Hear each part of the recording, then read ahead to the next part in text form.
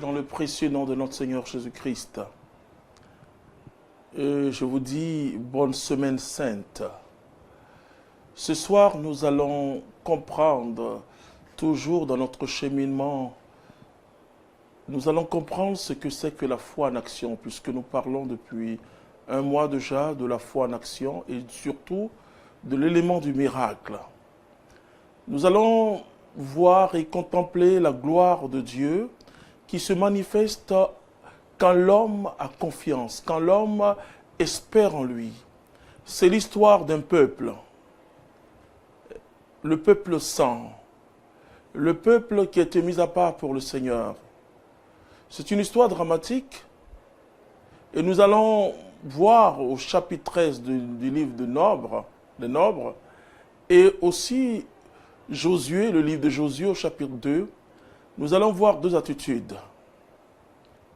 Le peuple revient, le peuple a exploré Canaan pendant 40 jours et 12 personnes sont allées, envoyées par Moïse.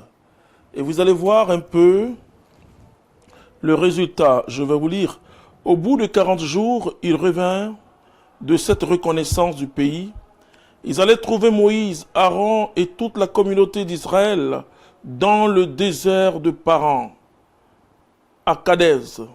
Ils leur firent le rapport, ainsi qu'à toute la communauté, et leur montrèrent les produits du pays.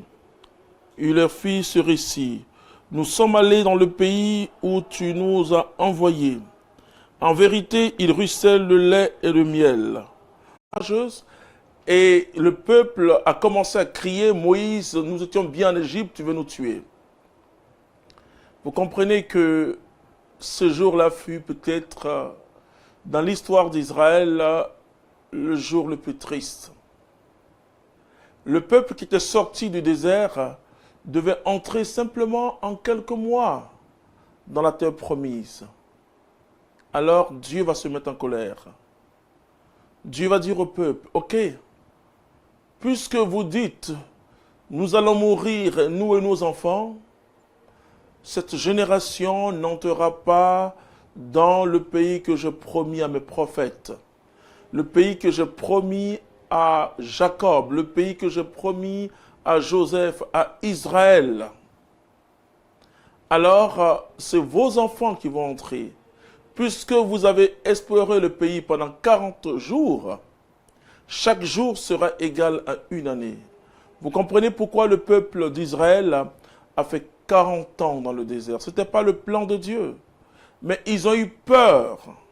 Ils ont eu très peur parce qu'ils ont vu des géants de la descendance d'Anak et des géants comme le Philistin Goliath. Alors ils ont eu peur. Quand Dieu te dit avance, avance. Même quand tu trembles, dis Seigneur, tu m'as dit d'avancer et j'avance. Et donc, à cause du fait que le peuple n'a pas cru en la puissance de Dieu, Dieu ne nous demande pas les choses faciles. Écoute-moi bien, mon frère, ma soeur. Si tu veux marcher avec le Seigneur, laisse-moi te dire quelque chose. C'est agréable. Et je marche avec le Seigneur, ça fait 30 ans. Mais Dieu ne demande pas des choses faciles. Quand les disciples sont venus auprès de Jésus, et c'est qu'ils ont donné quelque chose, ils ont donné leur vie. Jean et Jacques étaient bien avec leur père. Vous voyez, leur père vieillissant comptait sur ses deux enfants. Voici Jésus passe. Il dit à Jean et Jacques, suivez-moi. Et l'Écriture nous dit qu'ils ont laissé leur père, leur filet et leur barque pour suivre Jésus. Jésus dit qu'il met la main à charrure et qui rit en arrière n'est pas digne de moi. Frères et sœurs, laisse-moi te dire que si tu veux suivre le Seigneur Jésus-Christ, tu dois renoncer à ta propre vie. Et ce n'est pas facile de renoncer à sa propre vie. La conversion, c'est vraiment une œuvre de l'Esprit Saint dans notre cœur. Mais cette œuvre de l'Esprit Saint, Dieu a besoin de notre accord. Vous voyez, Dieu n'est pas un voleur, il n'est pas un brigand, il n'est pas comme le diable. Le diable procède par la ruse. Alors si nous ouvrons la porte, il entre. Mais Dieu, il est digne et il frappe, il prend le temps, il frappe. il parle, il dit, si tu veux, je peux entrer chez toi. Alors on peut dîner ensemble.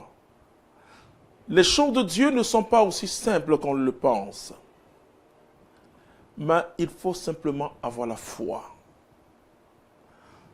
Dieu a fait passer son Fils Jésus par la pire des souffrances, qui est la croix. Pas parce que Dieu aime voir les hommes souffrir, mais c'était une démonstration d'amour de Dieu. Parce que rien ne pouvait nous sauver. Ce n'était pas le sang des veaux, le sang des béliers, rien ne pouvait nous sauver. L'homme a péché, l'homme a été privé de la gloire de Dieu.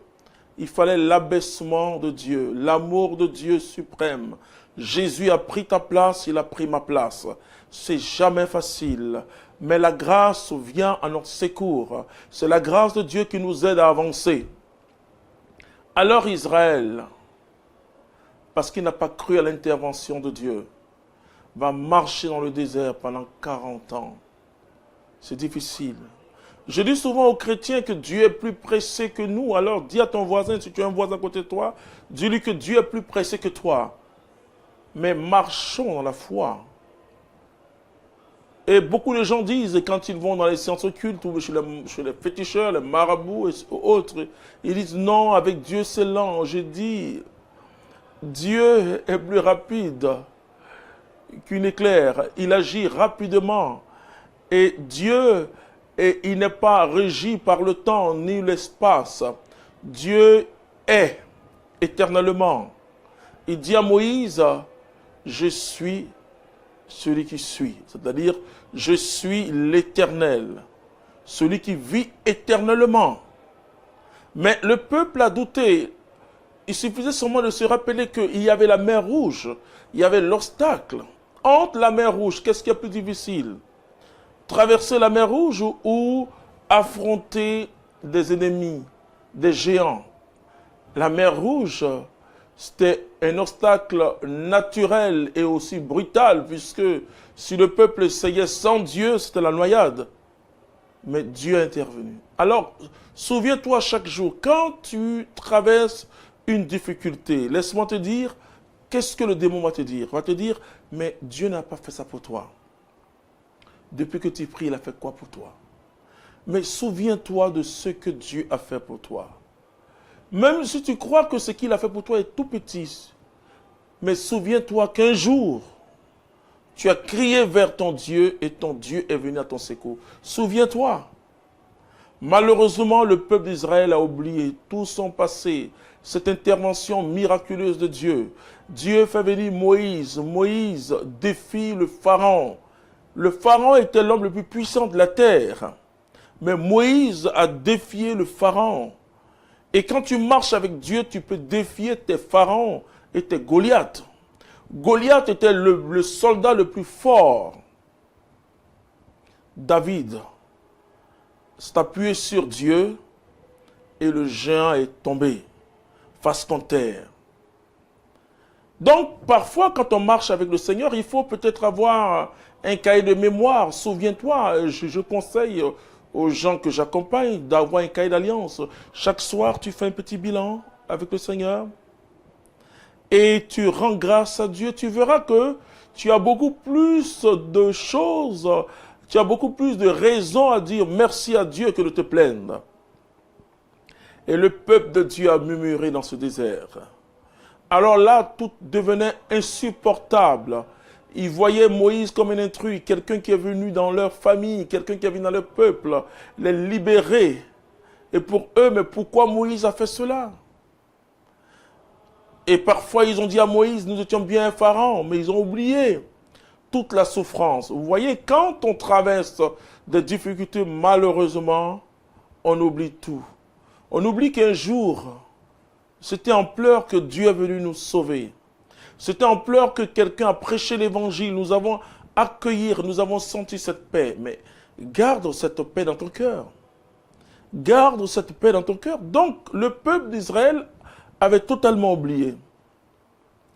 40 ans après, je dis souvent ou bien 39 ans après, c'est-à-dire peut-être les derniers jours pour faire 40 ans, Moïse était mort.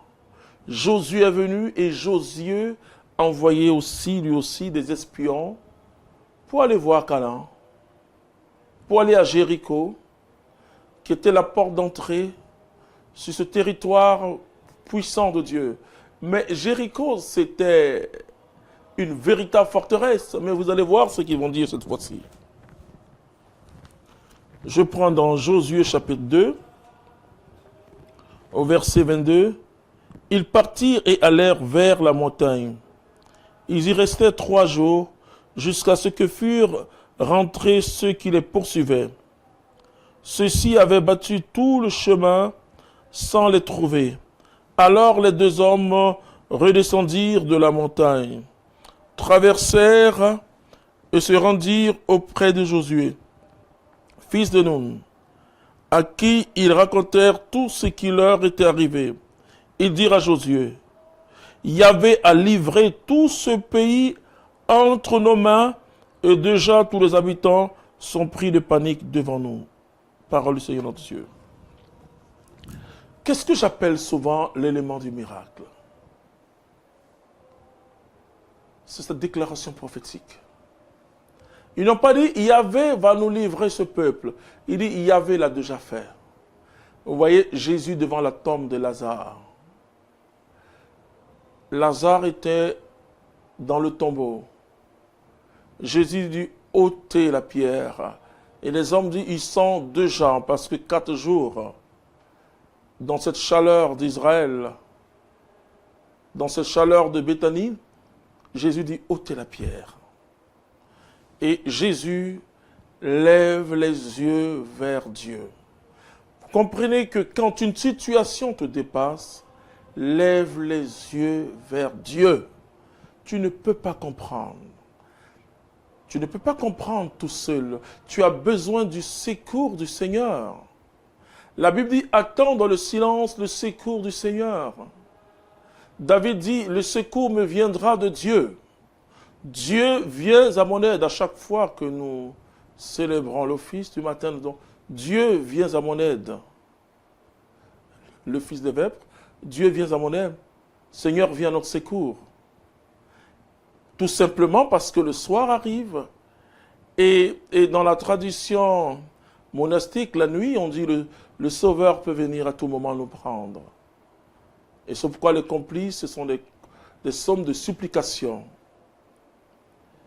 David, quand il était en danger, il levait les yeux vers le Seigneur. Il regardait d'abord les montagnes, il dit, est-ce que le secours peut me venir des montagnes? Non, le secours me vient du Seigneur. Celui-là qui a fait le ciel et la terre. Quand tu traverses quelque chose de dur, rappelle-toi que tu as un Seigneur. Rappelle-toi que Dieu a fait le ciel et la terre. S'il a fait le ciel et la terre, ce n'est pas ton problème que tu ne peux pas résoudre. Les 2 espions sont partis. Ils ont visité Jéricho, ils ont même été poursuivis. Mais qu'est-ce qu'ils vont dire à Josué? Ils vont dire, Dieu nous a déjà livré ce territoire. C'est ce que j'appelle la déclaration prophétique, l'élément du miracle. Le miracle, ce n'est pas la magie. Le miracle de Dieu s'appuie sur la foi. Et surtout quand le miracle me touche directement. Dieu, il est libre. Il peut faire tourner la terre sans moi, sans ma prière. Mais quand je me mets à prier, que je demande son secours, il me faut avancer dans la foi. Si tu ne demandes pas le secours du Seigneur, parce que le Seigneur a fait toutes choses, il fait descendre son soleil sur le juste comme sur le méchant. Mais quand je demande son intervention, ce n'est pas la magie. La magie, comme je le dis, je reste simplement passif. Je n'ai rien d'autre à faire que d'attendre le magicien faire sa farce et puis me dire « Ok, tout va » ou bien il me montre une banane qui devient une pierre. Mais avec Dieu, ce n'est pas comme cela. Parce que Dieu nous construit, Dieu nous associe, Dieu nous fait participer à sa gloire. Il nous fait participer à sa vie. La vie de son Fils est désormais en toi et moi. Jésus vit en nous. Nous sommes héritier de Dieu et co-héritier avec Jésus. Dieu nous prend au sérieux. Il ne cherche pas à nous mentir. Mais il faut un élément important que j'appelle l'élément de ton miracle. Tu dois avancer. Voici Pierre un jour, il est dans une barque avec les autres. Il voit une silhouette sur la mer, l'eau. Alors, ils ont peur. Jésus dit, n'ayez pas peur, c'est moi. Pierre dit, mais si c'est toi, Seigneur, ordonne que je marche sur l'eau aussi. J'aime beaucoup Pierre. Il a commencé à marcher sur l'eau et arrivé un moment, Pierre se souvient, il se rappelle qu'il est un être humain et qu'un être humain ne peut pas marcher sur l'eau. Parce que les lois physiques ne permettent pas à l'homme de marcher sur l'eau. Alors Pierre commence à se noyer. Qu'est-ce que Jésus va dire à Pierre? Il va d'abord saisir la main de Dieu. Ce qui est important, mon Sauveur ne nous fait jamais de remarques quand nous sommes en danger. Un père peut faire des remarques. Un père peut dire, écoute, bon, ou bien il parle, il va dire, écoute, tu as mal fait, tu n'es pas bien, et puis après, il peut donner de l'argent à son enfant. Mais Dieu ne fait pas ça. Dieu nous fait d'abord sortir d'une situation. Alors, Jésus fait sortir Pierre de cette situation de noyade. Alors, Pierre le dit, et Jésus lui dit, homme de peu de foi. Homme de peu de foi. Voilà. Voici Pierre qui a marché sur, lors de la parole de Dieu, parce que la parole, la foi vient de ce qu'on entend, et ce qu'on entend vient de la parole de Dieu, Romains chapitre 10, verset 17. Mais voici que Pierre se rend compte qu'il est un homme. Toutes les fois où tu comptes sur toi, tu comptes sur ta propre force, tu comptes sur ton propre courage, c'est vrai. Il faut toujours commencer par ton intelligence. Dieu nous a donné une faculté extraordinaire qui est l'intelligence. Mais quand tu vois que la situation dépasse ton intelligence, lève les yeux. Lève les yeux vers Dieu. Et ceux que Josué a envoyés, quand ils sont revenus, ils ont dit à Josué, oh, Dieu nous a déjà livré ce territoire. Tu dois proclamer la victoire de Jésus. Tu dois te dire que tu as un Dieu qui est fort. Devant une situation, dis-toi que Dieu est fort. Dieu ne fera jamais ce que je peux faire, écoute-moi bien, mais il fera exactement ce que je ne pourrais pas faire. Ça veut dire que quand j'ai épuisé toutes mes possibilités, je dois commencer à danser. Alors je te demande dans ce temps, dans cette semaine sainte, de commencer à danser parce que nous sommes dans la victoire de Jésus-Christ. Tu comprends, cette semaine sainte, elle est éclairée par Pâques, c'est extraordinaire. Hein? On sent les rayons de Pâques qui nous touchent déjà. Au fur et à mesure que nous allons avancer dans cette semaine sainte, on va voir l'éclat de la gloire de Dieu. Tu dois danser, tu dois te dire, écoute, j'ai essayé, j'ai fait tout ce que je pouvais faire. Alors tu dois compter sur Dieu. Alors le peuple a traversé le Jourdain. Tu dois traverser le Jourdain. Pâques, c'est le passage. Il te faut un passage. Il te faut passer de l'autre bord. Il te faut une nouvelle expérience de Dieu. Quitte ton ancienne expérience qui est finalement une expérience purement humaine. Je dis souvent, la vie chrétienne est une vie surnaturelle. Mais elle est vécue dans les conditions naturelles. Alors, il faut par la prière, comme le dit Jésus, veillez et priez pour ne pas tomber en tentation. Dieu est capable. Le peuple a douté, il a fait 40 ans. Pose-toi la question, est-ce que ce n'est pas tes doutes, tes hésitations qui font que la situation que tu traverses dure? Proclame la victoire de Jésus. Proclame que tu es heureux. Même quand tout ne va pas dans ta vie, ce soir tu peux dire, je suis heureux, je suis heureuse.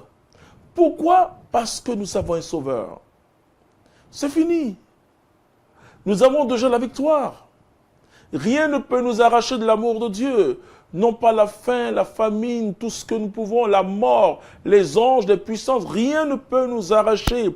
C'est fini, cette alliance est éternelle, c'est scellé. On ne peut plus attendre une autre alliance, c'est fini. Jésus nous a mis en contact définitif avec son Père. Et désormais, nous avons la victoire. Désormais, nous sommes des hommes et des femmes les plus heureux de la terre. Que Dieu te bénisse. Et je prierai tout à l'heure pour que tu ne sois pas comme le peuple d'Israël, qui n'a pas cru et qui a douté, comme conséquence, 40 ans dans le désert. Si ta situation a duré, oh, bien sûr, Dieu peut t'éduquer. Si tu n'es pas assez patient quand tu rencontres Jésus, tu vas devenir patient. Parce que les épreuves nous donnent la patience. Mais Dieu va le faire. Mais si tu doutes, Jacques dit que celui qui doute ne s'imagine même pas recevoir quoi que ce soit de Dieu. Voilà. Sans la foi, nul ne peut plaire à Dieu. Que Jésus t'aide et tout à l'heure, je vais prier pour toi. Amen.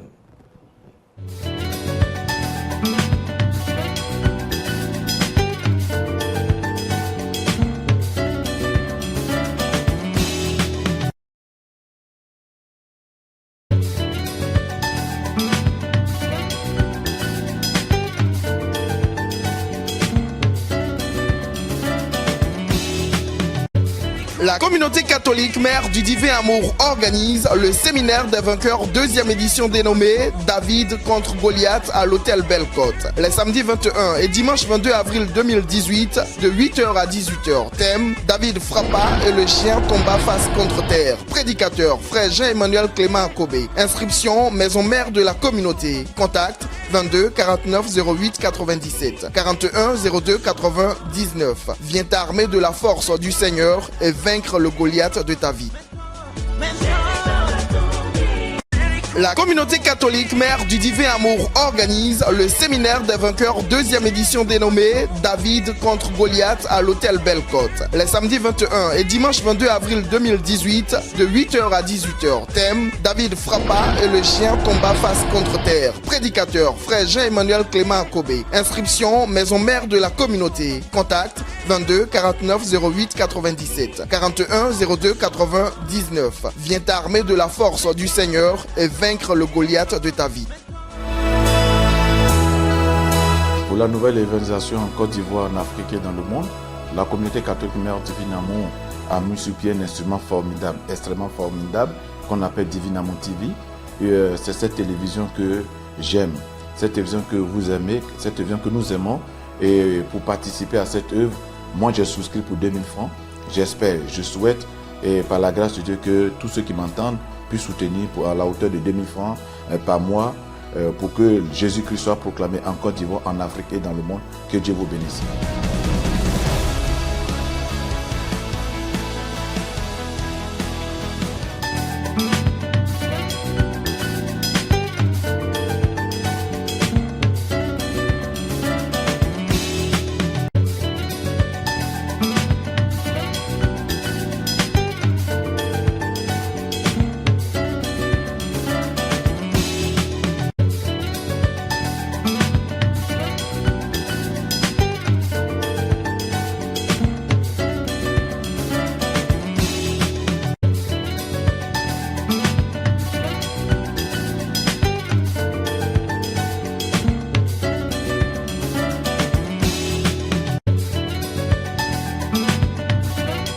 Je vous salue encore de nouveau. Je veux saluer ce soir d'une manière particulière nos amis de la Martinique, de la Corée du Sud, nos amis un peu partout, de la France, des États-Unis, vous tous qui nous suivez. Et vous pouvez faire parvenir vos témoignages de ce que Dieu fait pour vous à travers cette mission. C'est Dieu qui agit, que toute la gloire lui revienne. Je veux surtout prier avec celui qui demande un visa pour son fils. Vous savez, nous avons une nouvelle expression aujourd'hui qui est une expression très africaine. Il faut demander que Dieu mette sa bouche dans ton affaire. Voilà, et donc je demande que Dieu mette sa bouche dans votre affaire, c'est-à-dire que Dieu se penche sur votre situation. Marie a dit, il s'est penché sur son humble servant. C'est extraordinaire, Dieu qui se penche sur son humble servant, c'est-à-dire sur la petite Marie, celle qui n'a rien. Vous voyez, Dieu, il n'est pas là que pour les grands, il n'est même pas là pour les grands, il est d'abord là pour nous les petits. Alors tous ceux qui se sentent petits sont forcément fils de Dieu. Il bénit tout le monde, mais ceux qui souffrent, les pauvres, les affamés. En cette semaine sainte, je veux confier toutes ces personnes qui souffrent déjà à Dieu. Alors je prie aussi pour ceux qui demandent du travail. Notre frère Maxime croit que Dieu va faire et croit que ton entretien voit. Et je dis souvent, si tu ne vois pas, tu ne verras pas. C'est-à-dire, la foi, c'est une expérience. Quand nous sommes venus sur le terrain de notre maison mère, on avait un terrain de 20 000 mètres carrés, frères et sœurs. 20 000 mètres carrés. On avait construit qu'une toute petite maison, là où il y a mon bureau aujourd'hui. Et c'est là-bas, nous tous, on habitait. Un matin, je me suis levé, je dis, Seigneur, ce n'est pas normal. Oui, il me dit, mais c'est toi qui n'es pas normal. Tu me demandes tout sauf les choses matérielles. Je dis, oh, mais Seigneur, tu sais tout, tu peux tout, tu vois tout. Est-ce que j'ai besoin de te demander? Pourtant, il dit, ok, j'ai dit de demander, l'on vous donnera. Okay. Il m'a appris à appeler à l'existence ce qui n'existait pas. On venait de deux plateaux où je pouvais accueillir les gens, je pouvais écouter les gens, mais là, c'était la brousse partout. J'ai dit au Seigneur, je veux un apatam. Voilà. Et je prophétisais sur le sol. J'aurai le temps de vous dire comment on prophétise, parce qu'il y a deux sortes de prophéties. Il y a ce que j'appelle la prophétie habituelle, c'est-à-dire une inspiration du Saint-Esprit, mais il y a ce que j'appelle l'autre prophétie, l'autre dimension de la prophétie, qui est due au charisme de foi. Le charisme qui appelle à l'existence ce qui n'existe pas. Vous voyez, Dieu nous communique sa foi. Dieu nous fait parler comme lui, Dieu nous fait agir comme lui. Et quand vous êtes dans l'onction du Saint-Esprit, arrivé un moment, tout devient évident devant vous. Alors ce matin-là, je me suis levé, j'ai dit, Seigneur, gloire à toi, je prophétisais sur le sol, et pour qu'un apatam sorte, pour que j'écoute. Vous savez que comme ça marchait, ma foi grandit. Et je crois au surnaturel. J'adore mon Dieu parce qu'il m'a transformé d'abord, parce que c'est après que j'ai commencé à expérimenter les dons et les charismes du Saint-Esprit. Mais ce que je retiens et que j'enseigne, c'est la foi. J'ai dit, notre Dieu, il est puissant. Et donc, si tu fais un entretien, tu dois croire.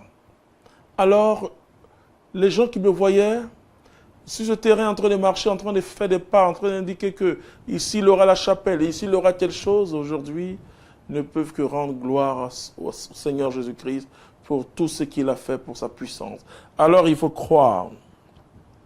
Il faut faire ta part, mais il faut croire en Dieu. Oui, nous continuons à prier pour vous, pour tous ceux qui nous écrivent. Sachez que nous vous portons en prière. Et nous croyons à la puissance de Dieu, c'est pourquoi nous nous sommes mis à votre service, pour vous aider, afin que vous puissiez grandir dans la foi en Dieu. La foi, la Bible dit, sans la foi, nul ne peut plaire à Dieu. Ce n'est pas par nos œuvres que nous sommes sauvés, comme va le dire Paul, mais c'est par notre foi. Mais comme le dit Jacques, une foi sans œuvre, elle est morte. Mais tu dois croire que le Seigneur est capable. Tu fais ta part. Un jour, une personne est venue me voir. Elle dit, frère, j'ai un projet. Et vous savez, c'est un projet de 800 millions. Je lui ai demandé, et comment tu vas faire? Il dit, non, je suis venu te voir, homme de Dieu, pour que tu pries pour moi. Je lui ai dit, qu'est-ce que tu sais faire dans la vie? Il dit, non, mais j'ai eu ma maîtrise, etc. Je lui ai demandé, est-ce que tu as cherché du travail quelque part? Il dit, non, non, bon, mais je vais commencer par... Je lui ai dit, non, non, il faut commencer par travailler pour quelqu'un d'abord. Aussi simple que cela soit. Travaille pour quelqu'un, ce que j'appelle la normalité. Il y a d'abord la normalité, faire les choses normalement. Ensuite, il y a l'excellence. Dans tout ce que tu fais, tu dois faire bien. Si tu es une coiffeuse, sois la meilleure. Arrange ton salon. Et je dis aux Africains souvent, on n'a pas besoin de trop d'argent pour que sa maison soit propre. Un pot de peinture, intérieur, en 13 et 16 000. Et vous pouvez, si vos fauteuils sont percés, déchirés, prenez des tabourets, créez l'environnement du miracle. Créez l'environnement du miracle. Qu'est-ce qu'on fait? Et tout ce qu'on a reçu lors de notre mariage, on garde ça quelque part. Mais commence à manger avec des assiettes bien. Commence à être bien. Commence à utiliser ce que Dieu te donne. Alors, si tu es fidèle à ces petites choses, il va te confier des grandes choses. Crois, alors je vais prier pour vous. Ce soir, je vais prier pour vous pour que la foi augmente. C'est une requête que les disciples ont fait à Jésus, augmente notre foi. Mais finalement, qu'est-ce que Jésus va dire? Si vous avez une foi grande comme un grain de sévéné, vous direz à cette montagne, ôte-toi de là et jette-toi dans la mer. Vous savez, cette toute petite graine, ou ce petit grain qui est comme un grain de fonio, tout petit, Jésus dit, si notre foi a cette taille, nous pourrons déplacer des montagnes, nous pourrons ordonner à des arbres de se déterrer, de se planter dans la mer, ce qui est humainement et scientifiquement impossible.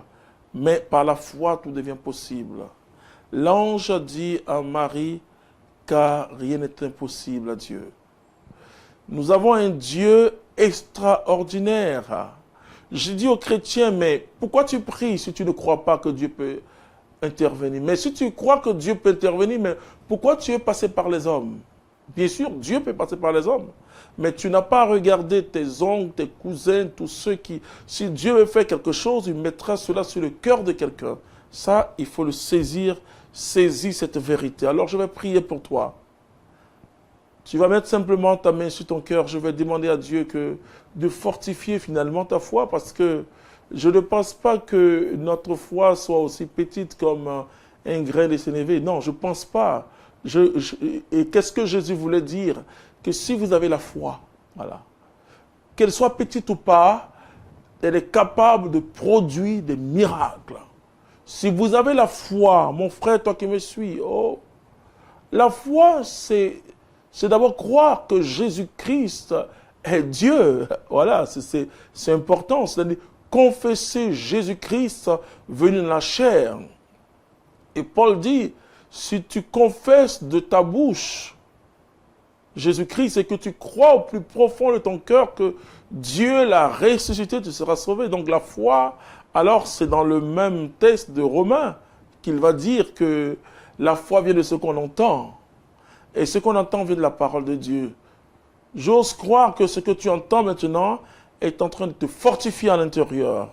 Ce feu de Dieu qui va descendre et qui va prendre tout ton être et qui va faire de toi un être paisible et qui va te donner cette paix intérieure, oui, cette expérience de foi en Jésus-Christ. Paul dit, ayant donc la foi, nous avons la paix avec Dieu par notre Seigneur Jésus-Christ. C'est par la foi que nous avons la paix avec Dieu.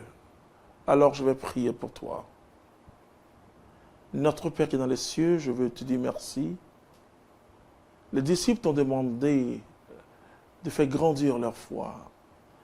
Mais ce soir, je te demande de nous fortifier. Nous qui baissons les bras. Nous qui sommes tellement accablés par nos soucis. Seigneur, Israël devait regagner, devait entrer à Canaan en quelques mois. Ils n'ont pas cru.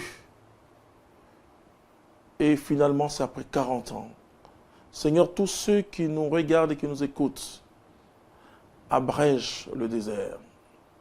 Abrège le désert au Père, qui traverse ce soir même le Jourdain. Père, je te dis merci parce que je crois.